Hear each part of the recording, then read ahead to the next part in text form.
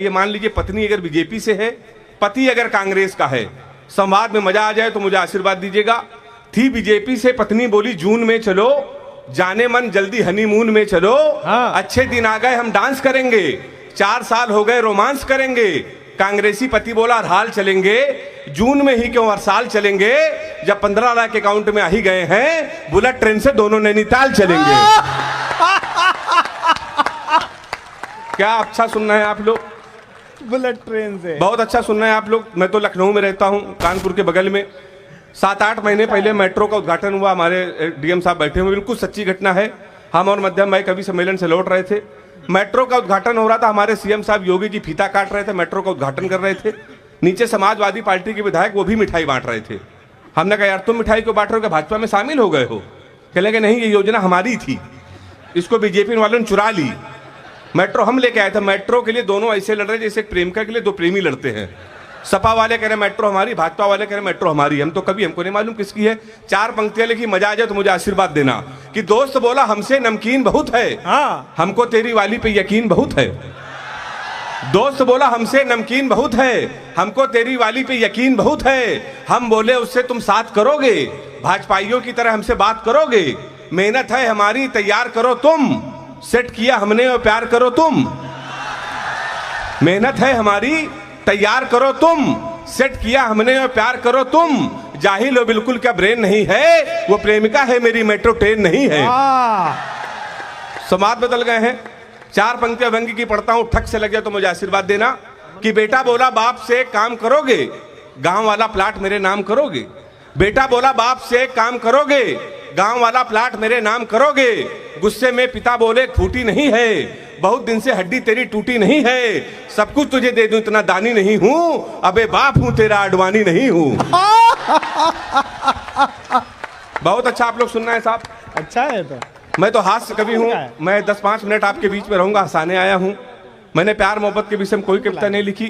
प्यार मोहब्बत में जब से राजनीति आ गई, मुझे डर लगता है अगर आपको लगे राजनीति में श्रृंगार का प्रयोग हो गया हो तो मुझे आशीर्वाद देना कि वैलेंटाइन में एक लड़की को दिया रोज, फिर किया प्रपोज।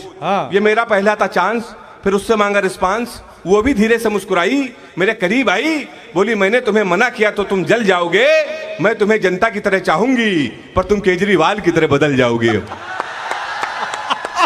ये हमारे तमाम दोस्त हैं। राजेंद्र, दादा राजेंद्र राजन जी हमको डांटा करते, कहते अरे प्यार मोहब्बत के विषय में क्यों नहीं लिखते, श्रृंगार से भागते क्यों हो। मेरा एक बचपन का दोस्त है, उसने साहब हमको एक रोते रोते लव स्टोरी सुनाई थी। हमने रोते रोते लव स्टोरी सुनी थी। तब से हमने कसम खा ली, न प्यार करेंगे न किसी को प्यार करने देंगे। वो लव स्टोरी बरेली वालों को सुना दे रहे हैं, किसी की हिम्मत हो तो प्यार करके दिखा देना, मेरा चैलेंज है। अच्छा। वो लव स्टोरी कुछ इस तरीके से थी कि जब हम 3 साल के थे तब वो पैदा हुई थी। हम कक्षा 2 में आए, वो केजी में आई। हम 5 में आए, वो 4 में आई। हम हाई स्कूल में आए, वो 9th में आई। हम इंटर में आए, 1st ईयर में आई। फिर हम एसएससी की तैयारी करने लगे। लड़के जब इंटर कर लेते हैं या तो एसएससी करते हैं, आईआईटी करते हैं। हम एसएससी की तैयारी करने लगे, 1st ईयर में आ गई। हम एसएससी की तैयारी करे तो इंटर में आ गई। हम एसएससी की तैयारी करे तो वो बीए में आ गई। हम एसएससी की तैयारी करे तो वो एमए में आ गई। हम एसएससी की तैयारी करे तो उसने बीएड कर लिया। हम एसएससी की तैयारी करे तो उसने एमएड कर लिया। हम एसएससी की तैयारी करे तो उसने एमफिल कर ली। हम एसएससी की तैयारी करे तो उसने पीएचडी कर ली। हम एसएससी की तैयारी करे तो प्रोफेसर बन गई।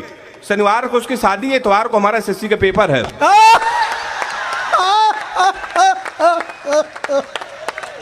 इससे अच्छा व्यंग्य कहां सुना जाता है। इस समय एक पीड़ा है पूरे देश में, एक विषय चल रहा है देशद्रोही देश बनाम देश प्रेमी। आजकल जब बच्चा पैदा होता है तो जान ही नहीं पाता कि देश प्रेमी कि देशद्रोही है, क्योंकि उसके पिताजी नहीं तय करते, नेता तय करता है। कड़वा व्यंग्य है, अगर आपने पास कर दिया तो हिंदुस्तान के मंचों पर नहीं पढ़ूंगा जहां पर मैंने पढ़ा है। सुनिएगा, ये कविता मैं दादा कुमार जी के चरणों को समर्पित कर रहा हूं, सुनिएगा। एक बार एक कवि सम्मेलन में कवि ने मुंह खोला, बिल्कुल शेर की तरह बोला, मजमे में जितने राष्ट्रभक्त लोग हैं वो भारत माता का जयकारा लगाएं और खड़े होकर 2 मिनट तक तालियां बजाएं। सभी खड़े होकर तालियां बजाने लगे, भारत माता की जय, भारत माता की जय, वंदे मातरम गाने लगे।